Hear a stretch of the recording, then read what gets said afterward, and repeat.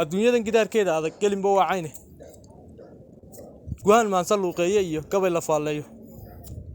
waa loo golan jiray markuu gaaxda soo dhure ha yeeshee waxaa galay halkii geeclayaal hadhay goofaadhi weeyaan waxay soo gudbinayaan aan galabta taabtee naftay gebi ku tuureene miskiinow haddaad gaawo hadal galab u qaadayso godka laga abbaariyo adoon garanahayn weedha wuxuun lama gujeeye libaax looma goodiye maansadaad ku geeraartay aad galab ku luuqaysay xarafkay ku soo gorortay iyo meeshii ay galaysay garan weyday oo 100 mar baad dhaaftay golihii gataataca waxaad leedahay iyo hadal gudnaantaada garaad xumida weeyaan dadkii joogay gobolkaas gaarisaa wixii lagu yaqaan weeye goohaniye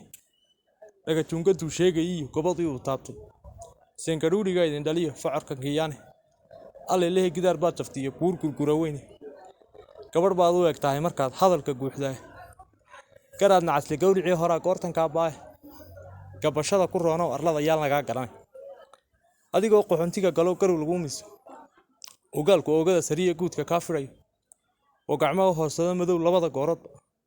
ayaad goodiyeysaa rag baad daba kuculaysaa gabooyiye waxaad sheegaysaa gafiya daandaane garooc baad ku nooshahay bariiska cor ku siiyaa adigaa gargaar biday inaad kooxda weligaa kun saboola gaajaati hiyo kulufya caydheed godka aad ku nooshahayna waa geli abaareed intaad aar gujeysaad haddana gaabsataa hadale intaad gabadh u tahay kiinayee lagu garaaxeeyo ee ay siday rabaan kuu galaan nimanka geeskaasi googarad intaad xidhintay iyo guudka aad fidhayso gaban lama tartami karaysid iyo geesi ka adag yaanay guudka kaa rayn raggaad gaadh is leedahay